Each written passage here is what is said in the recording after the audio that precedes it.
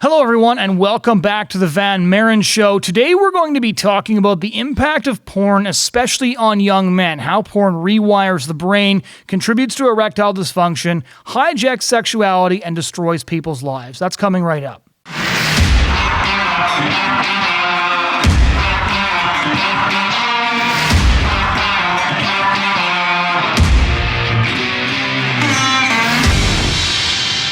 Hello, everyone. Welcome back to the Maren Show. My name is Jonathon Van Maren, and today I'm going to be talking to my friend Gabe Deem about a topic that many people are uncomfortable with, but I think is really important to discuss. I want to say at the outset here that this is a very blunt conversation. It's a conversation about erectile dysfunction, about the impact of pornography on the brain. There is going to be discussions that are explicit by nature of the material, by virtue of the material that we're discussing, but I think it's important for people to understand why pornography is so incredibly damaging and why the scientific consensus explains why pornography is so damaging. The reason I felt passionate about bringing this particular perspective to all of you is because of the fact that I have been contacted by dozens, if not hundreds, of young men and women who have found their lives transformed by pornography. The vast majority of these were Christians, were Catholics, were people who were raised to believe that porn was morally wrong, and yet at the same time have found themselves unable to break free of pornography. Gabe Deem lives in Texas. I met him actually in Houston a couple of years back. He works as a personal trainer, and he also speaks on pornography. He's been on the Chelsea Handler Show. He's been on MTV, and he basically takes the science of what pornography does to young minds and explains it to people. Obviously, we would believe that this scientific evidence supports the natural law conclusion that pornography is a destructive force, and I really do think that anybody who is struggling with pornography needs to understand what the impact of pornography actually is, why it is capturing them, what that addiction means, and how to get free. So here's my conversation with my friend, Gabe Deem. All right, just to start off, maybe tell our viewers and our listeners a bit about yourself, because a young guy being fascinated with the topic of porn, but being anti-porn is obviously not a particularly common story. So maybe give us a rundown on your background first and how you got so passionate about this issue. I think a good place to start would be the history of the reboot movement. So a lot of people won't know what that even means. Right. The mid-2000s, right after YouTube was created and you now had streaming platforms hit the scene, porn sites changed to where you could now instantly download streamable videos and have multiple tabs open, clicking from video to video, unlimited novelty. Right after that happened, you had an explosion of forums all over the internet pop up with guys complaining of sexual dysfunctions that they attributed to their porn use. And it was really the first time you had a big movement of young guys quitting porn for health reasons. Right. So, historically speaking, and still to this day, people try and dismiss any, awareness being raised on the negative effects of porn as having some underlying moral agenda. But this was the first time that a growing grassroots movement of young guys, and I was a part of that group, which I'll get into, were quitting porn for health reasons. And so these forums just blew up with thousands and thousands and thousands of guys. And it became clear that I was dependent on pixels on a screen and that novelty, that dopamine kick from clicking to video to achieve arousal. And long story short, I decided to quit. This was May 17th, 2011. And during my recovery process, I saw a couple things that just frustrated me. Number one, most people have no idea that this was an issue. And the people that were talking about it, as I mentioned, were throwing out ad hominem attacks at people raising awareness. They were attacking the character and not the content of the arguments. And one name that's prominent is Gary Wilson from yourbrainonporn.com. He was writing articles for a website called Psychology Today, and it was just, sharing neuroscientific information, sharing success stories from young guys like myself that quit porn and then regained sexual function, and he was just getting attacked. They weren't addressing what he was saying. They were just trying to smear him and lying about what he was saying and dismissing the research and lying about the science. And so I knew two things. One, that there was a lot of misconceptions and myths out there on who a porn addict is and what porn addicts experience, and that there was young guys that were suicidal, they were broken, and they needed hope. And those two things, the broken people and the misinformation, just sparked a fire in me, and I wanted to share my story because I eventually recovered. I felt broken. I went through a period of depression and suicidal ideation. It was terrifying and depressing. And just knowing that people needed this information, sparked me to share my story. And so ever since then, in 2012, I decided to go public, and things just took off. I kept sharing my story and raising awareness. And to this day, people like yourself are thankfully giving me a platform to share my story. So hopefully I can help others and avoid ending up in the hell that I ended up. So I want to get into the debate and the opposition to this information, but before that, let's lay the groundwork for people who heard your story and thought, well, is this a real thing? What's the scientific evidence for it? So I see you got a book behind you there, The Brain That Changes Itself, which is a phenomenal book.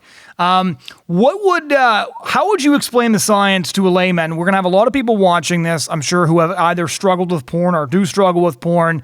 Anybody who's watching this who doesn't, I encourage them to share it with people they know are struggling with porn. What is the physiology? What is the science behind the way that pornography essentially hijacks your sexuality and does precisely what you described? Yeah, so I'll start by saying all addictions share some of the same physiological brain changes, the same fundamental brain changes.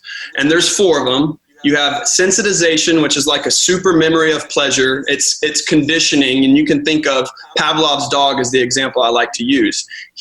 And cue the ringing of the bell to a rewarding stimulus, which was food. And the researcher also did a second part of that experiment, which most people don't talk about.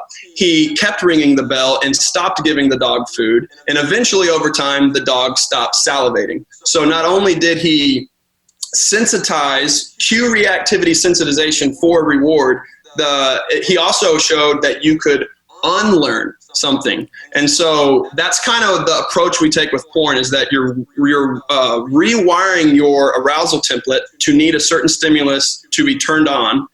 And then by rebooting, is our term for recovery, you abstain from it, and those neurological pathways break away.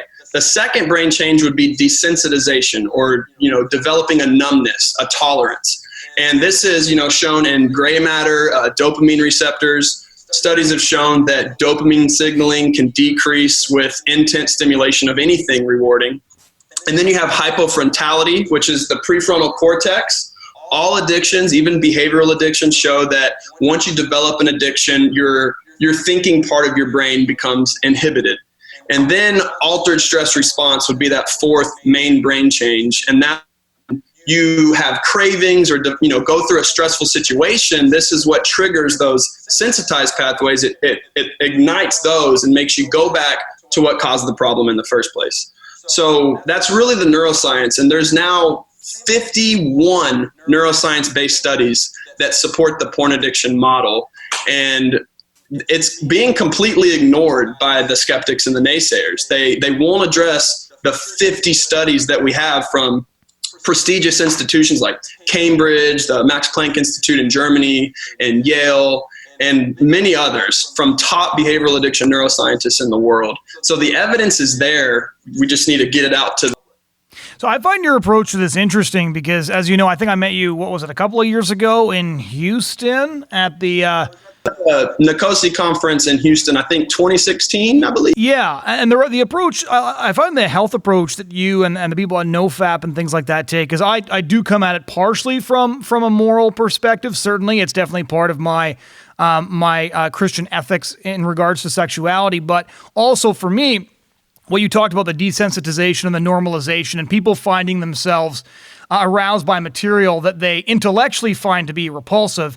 We're seeing the mainstreaming of sexual violence. It's interesting, there was an article in the New York Times last year by Ross Douthat, who's a very talented conservative writer, one of the best in the country, and he said, look, the original feminists, like Andrea Dworkin and things like that, said that pornography was going to result in rape, but we see rape rates going down, which means that it's not doing that.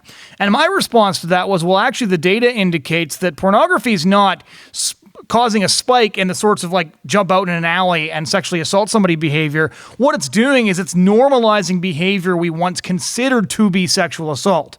So in The Atlantic, for example, it said 24% of adult American women surveyed said they felt fear during intimacy at some point due to spontaneous choking.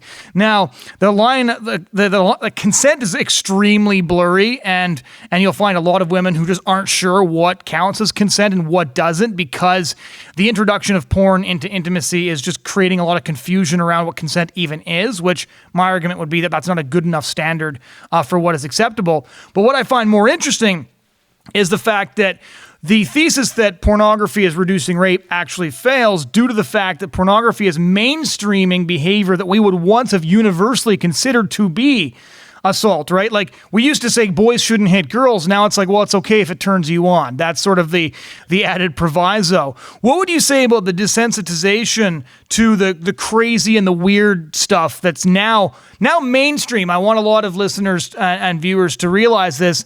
This is not your grandpa's porn anymore. The stuff we're talking about is really, really weird, and it should be considered objectively depraved by people who actually care about other human beings and the dignity and respect of those human beings. Yeah, there's two schools of thought, and I believe the correct school of thought that research backs is sexuality can be, or sexual taste can change. Sexual taste can morph. There's animal studies that show you can condition rats to be aroused by the smell of rotting flesh. And the earlier sexual experience happens, the more deeply conditioned it is into the arousal template. There's studies that show that as well. And so what you're seeing, like you said, sexual tastes are changing, and your young people are escalating into stuff that, as you mentioned, our grandparents weren't into. And there's an outside variable that's affecting that. It's porn. So you have a drastic increase in young teenagers that are having anal sex, young teenagers that are choking and slapping and hitting, that if porn was not there, if that outside influence wasn't there, that wouldn't be happening. And we know that from all of human history. And so, I mean, on the forums that I'm on, my site, Reboot Nation, and you mentioned NoFap, Your Brain Rebalanced, we have all these forums where 16-year-olds are saying that if they don't do what they saw in porn, they feel no arousal at all. And that's not normal. That's really concerning. And so regardless of what the rape debate is, it is irrefutable that porn is changing young people's sexuality, what they're into, and it is leading to blurred lines of consent to where, like you said, young girls are now afraid of having sex because they have no idea if their partner is going to punch them in the middle of sex. And then the guy says, oh, well, the girls in porn like it, so I thought you would too. Right. But what they don't realize is that because of poor sex education, they don't know that it's all acting. And if they do know that, they don't know why they're aroused by it. And with that desensitization, this is really important. You escalate into something that you naturally didn't find arousing. I know myself, when I was 15, 16, I started watching some abusive, misogynistic content. And after I was done, when my prefrontal cortex came back online, and I go, every heavy porn user has that "what did I just watch" moment. Right. It's because you desensitize your brain and then you click to something more shocking, surprising, anxiety producing, because all of those things increase dopamine. And you end up getting off to something, and just natural teen curiosity too. You got to mention that. You get off to something that you used to not like, but that now, like Pavlov's dog and the bell, gets wired into the arousal template. And then subconsciously, next time you open up your laptop for a masturbation session, you go back to that content because your brain thinks that that's good for survival and reproduction. So for those viewers and listeners who find the very conversation shocking, one of the points that I want to highlight is that the stuff we're talking about right now is extraordinarily common in Christian schools, in Catholic schools. This isn't just a public school problem, and I really think that Christian communities need to understand that this is happening in our communities virtually everywhere. This is now a common teen experience and increasingly a common pre-adolescent experience. You said the age 16. I had a girl at a Christian school in Toronto ask me, she was 13, and asked me why her boyfriend was asking her for a list of like abusive behaviors. That would have been abusive if they'd asked a 19-year-old, but with a 13-year-old, it was actually one of the first times I was shocked, not by what she told me about, but how old she was. That was the part that really took me aback. And in my years talking about pornography in different contexts and in churches, I've had so many couples email me, and especially wives email me and saying like, look, I got married and I thought now that I'm married, I can enjoy the intimacy that comes with marriage. And instead they're asking for all these perverse, abusive, awful things that I didn't even know anybody liked, much less was, part of what marriage was all about. And so it's important to emphasize that this stuff is poisoning everything, that this is in the groundwater of the culture now. Maybe speak, because I know you've done a lot more research on this than I have. Speak for a moment to the fact that this is a reality for young people across the board. Your background was a church background as well, correct? Yeah, I was raised in a Christian family, but I never cared for it, I guess Right. is how I'd say it. I never watched porn and felt shame or turned to porn because of abuse or trauma or anything like that. So my whole story doesn't have, as you would say, a moral element. Right. And I quit porn for health reasons. That was my story, and that's the story of thousands of other young people. And how common would you say porn is at how young of an age? Well, studies show different ages, but I'd say confidently that 11 years old is probably the average age of exposure now. There's experts that say it's as young as 9 or 8 now. And there was one study in Australia that showed 100% of the 18 to 25-year-olds had seen porn. They couldn't find anyone that hadn't. And there's a Canadian researcher several years back that had to cancel his experiment he wanted to do because he couldn't find a control group of college guys that hadn't seen porn. Yeah. So regardless of the age, by early adulthood, everyone's seen it, and still during that adolescent brain period. So back to the science just for a minute, because I want any parent listening to this to really get this point straight, because I'm talking to their kids and they're telling me that they've been looking at porn for years. I got an email a couple of weeks ago from a guy who's like, I've been looking at porn since like grade 6 and it's poisoned my brain and I don't know what to do about it. Comes from a Christian home, has Christian parents, and he doesn't know how porn has gripped his brain like that, because the Christian instinct would be like, well, porn is just wrong, so you shouldn't look at it because it's wrong, and you shouldn't do it for the same reason you don't do a whole bunch of other unchristian behaviors. But for kids to understand how to get free of porn, and adults for that matter, they need to understand what porn has done to their brain in the first place to understand the best way to break the addiction and break free. There's a moral and a spiritual element to this, obviously, but on the other hand, without understanding the way porn has shaped your brain, you're not actually going to successfully get free unless a miracle happens. So maybe explain for a moment how does porn affect especially the developing brain? Because a lot of adults think, well, if I saw porn, it wouldn't screw me up, it wouldn't change my brain. But it's different when an 8, 9, 10, 11, 12, 13, 14-year-old sees porn. Their brain is at a different stage. So what does it do to a brain, especially in those key areas, periods of development? Well, I want to answer that with two parts. The first part you kind of touched on is my advice to parents is to start with the brain science. Because if you start from a health perspective, regardless of what the topic is, you then can go into any other topic you want, whether that's consent, whether that's your own personal morality, anything like that. But if you get their attention from a health perspective, not only will they know that you have their best interest in mind for, pleasure and joy in life, but they also won't feel any shame about specific genres or maybe something that they've done in the past.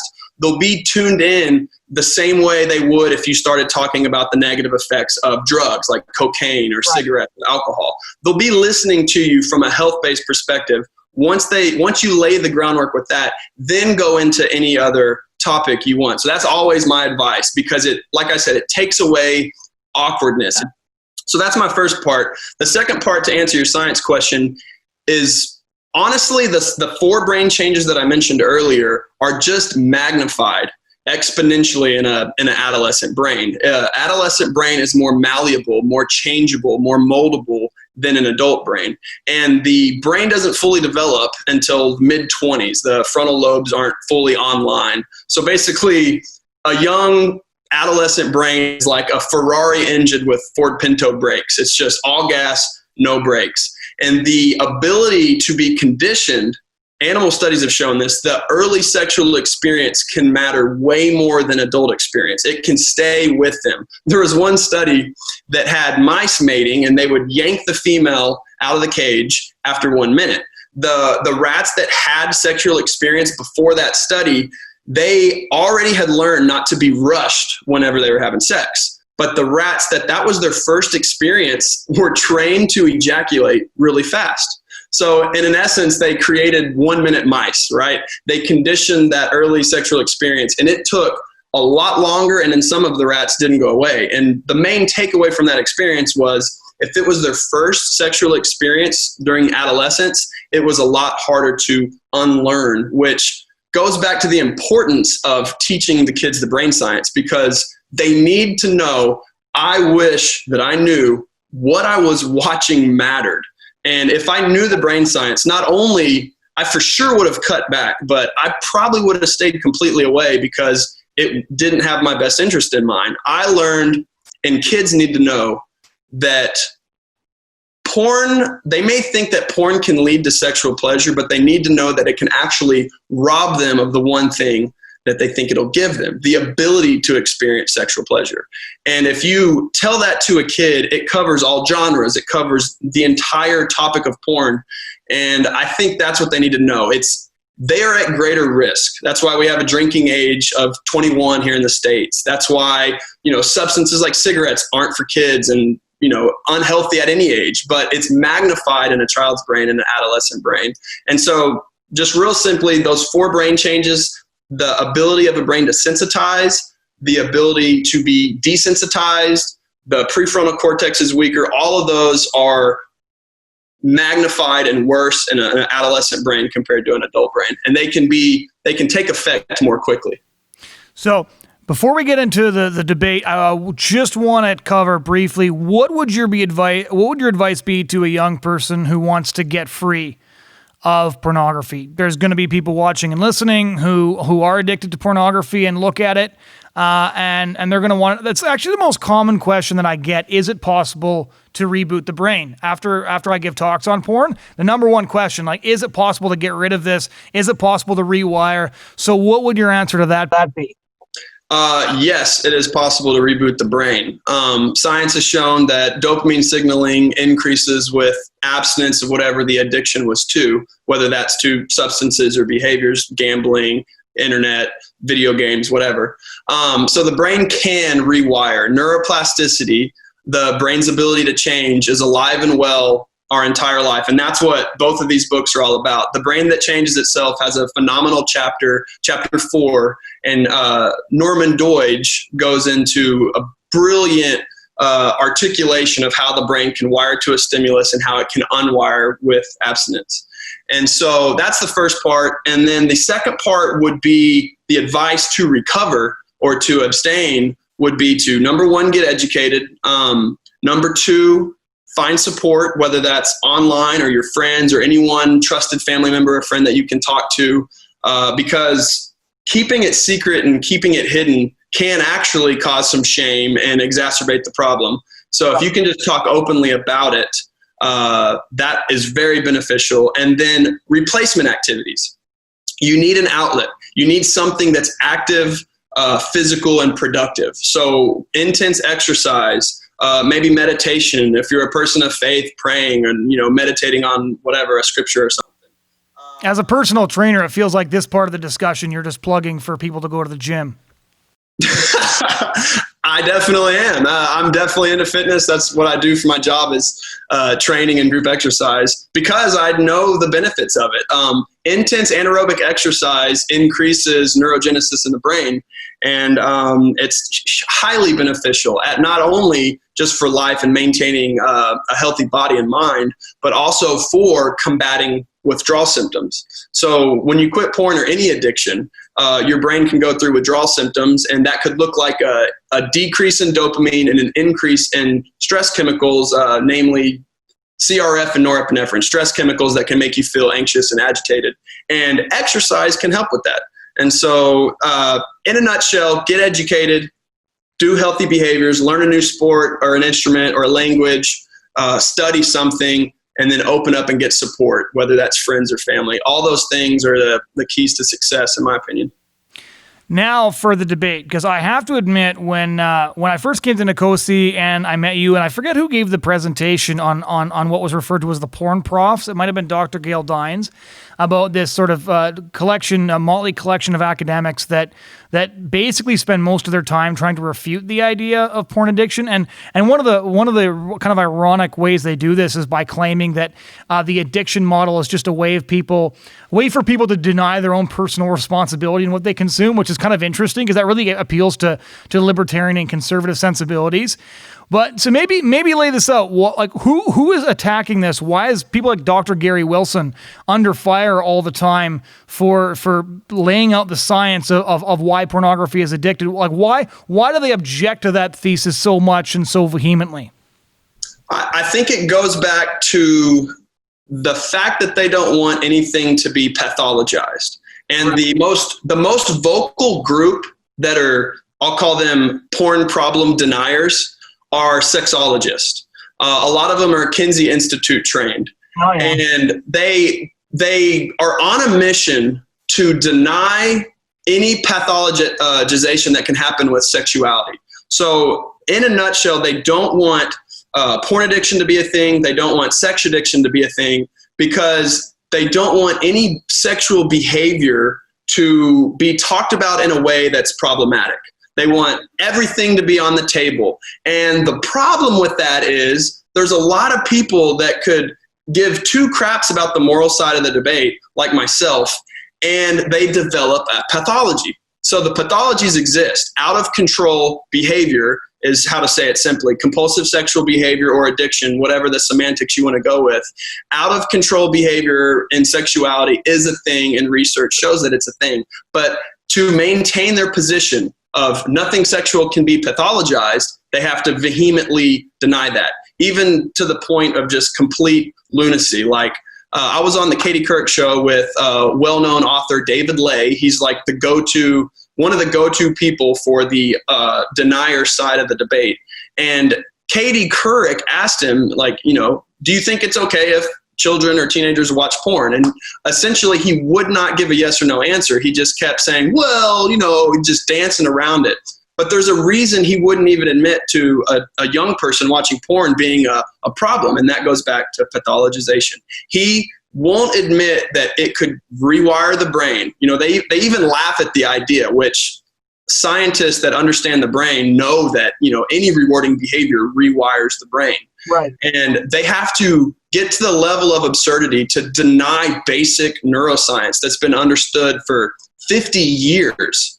And so what you have is the sexologists and organizations like ASECT, who came out with a position statement denying porn addiction, saying they don't believe it's a real thing. They have to look to any researcher that agrees with them. And there's really only one main researcher that agrees with them, and that's Nicole Prouse. And she actually in her Twitter bio used to say, studying why humans engage in sexual behavior without invoking addiction nonsense. So clearly saying her bias to the world. And that's who they turn to, a researcher with an agenda. And, all the other neuroscientists in the field have critiqued her study, saying that actually her findings support the addiction model. And so you have one side ignoring the vast preponderance of evidence. And then you have us saying, hey, what about all this science? And they ignore it. They deny it exists. They won't debate us. They block us on social media. They no platform us and lie about us. And it's just gotten pretty ugly to the point of lawsuits and defamation cases. And so, yeah. What kind of lies are they telling? Because I again, like, it is your explanation that this is all about ensuring that no sexual behavior gets pathologized makes a lot of sense, because there seems to be like a lot of passion and emotion surrounding an issue that from your perspective is purely scientific. Like, I get quite passionate advocating against porn, but I have quite a long list of moral reasons to oppose it, including the mainlining of violence, et cetera, et cetera, et cetera. But they not having any moral compass when it comes to sexuality shouldn't be so angry about it. But Dr. David Lay, I've tangled with him on Twitter too. They seem to be quite upset with it. What are these lawsuits you're referring to? Well, the founder of NoFap is in a lawsuit, a defamation case, and also neurosurgeon Dr. Donald Hilton. So they're both in lawsuits with Dr. Nicole Prouse, who is friendly with the porn industry, because Dr. Nicole Prouse has said statements about them that are, demonstrably false. And so it's definitely got it heated. And I think it goes back to, they don't want to say any potential negative effect from porn could ever be a thing physiologically. Right. And it's so backwards than what you would expect. Like you're saying, like nowadays, historically it was, moral arguments, but now the people that are in the reboot movement and people like Gary Wilson, we're only concerned with the health effects and the neuroscience that's explaining our situation. And the other side that claims to be sexually liberal, they're the ones that bring up morals. It's completely backwards than what it used to be. They're making, whenever a scientific discovery seems to lend credibility to the position of somebody they oppose, they start to make a moral. Right now, you basically have like people in the middle, like yourself and Dr. Gary Wilson, and then people on either side arguing essentially for two different moral paradigms. And yeah, everybody who listens to the show knows which one of them I'm in. But I'll at least admit that I'm in a moral paradigm, arguing from a moral paradigm, and I think that the evidence available, both on things like desensitization, violence, the stuff you're bringing up, supports my position. They're in a different moral paradigm, but they're not admitting they have a moral paradigm. That's sort of the irony of it all. Yeah, and they're to the point now where they have to deny the science. So if any listeners come across an article in mainstream media that tries to say porn addiction isn't a thing, or, porn can't lead to any sexual problems, they're going to almost always go to David Lay or Nicole Prouse or one of their friends as their experts. And they all cite, one or two papers by them, or sometimes they'll cite an opinion piece blog, and they'll ignore the 50 neuroscience studies that I mentioned earlier. They won't go to the hundreds of urologists and psychiatrists that actually acknowledge and treat porn-induced sexual dysfunctions. And there's several case studies now where urologists have actually had young guys with sexual dysfunction abstain from porn, and they recovered from their sexual dysfunction. So longitudinal case studies that found sexual dysfunction remit after abstaining. And so that's huge evidence that they never even acknowledge exists. So for any listeners, when you hear there's no evidence, know that that's completely false. The vast preponderance of evidence supports porn addiction and supports porn-induced sexual dysfunction. So the one other thing that people will bring up that I wanted to pick your brain on just for a second is a lot of people will say, well, is there evidence that ED, erectile dysfunction, has gone up in recent years? Because if pornography is one of the sources of erectile dysfunction, that means we should have seen a precipitous spike over the last 10, 15, 20 years. Does that evidence exist? Oh, absolutely. So before 2002, most studies on young, healthy guys under the age of 40 had ED rates of 2 to 5%. There was one study worded a specific way that I think had rates up to about 7%. But all studies on erectile dysfunction in young men since 2010, so right after, streaming tube sites hit the scene, smartphones hit the scene, you saw a huge spike in percentages of guys 18 to 40 erectile dysfunction. And some studies have it now over 30% or around 30%. Wow. So there's been a drastic increase in both erectile dysfunction in young men and low libido in young men, where their sex drive vanishes. There was one study on high school seniors, more porn use in the high school senior boys, the more likely they were to have less or low libido.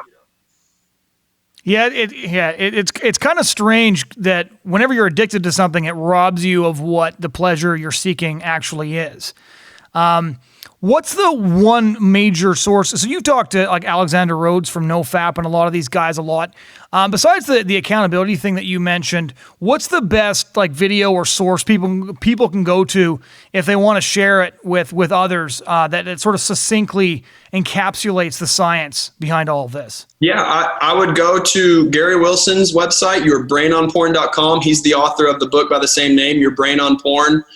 He has a Start Here article that, it's a 15-20 minute read, and it explains all the basic neuroscience of porn addiction and porn's ability to rewire that arousal template in the brain. And it's great starting point for a parent or a teacher or a sexuality educator to start with that when you're talking to younger people. And it's just the neuroscience. Like virtually every sentence in his Start Here article has a link to a study. So the people that try and say it's not backed by science are ridiculous.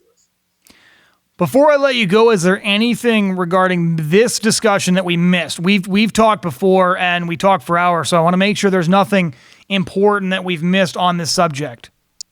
I think a couple misconceptions might be good to mention. For partners, this is a big one for partners if they're listening.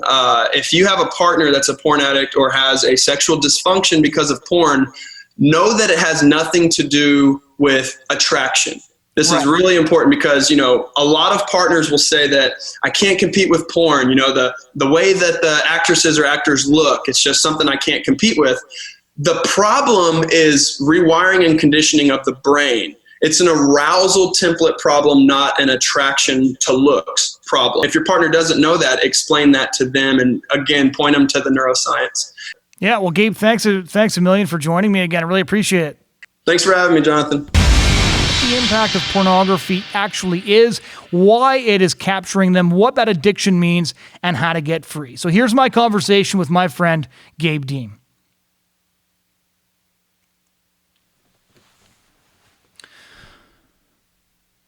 Ladies and gentlemen, that was my conversation with Gabe Deem. Thank you for taking the time to listen to this show. If you want to check out past shows, go to lifesitenews.com, click on the podcast button. You can subscribe.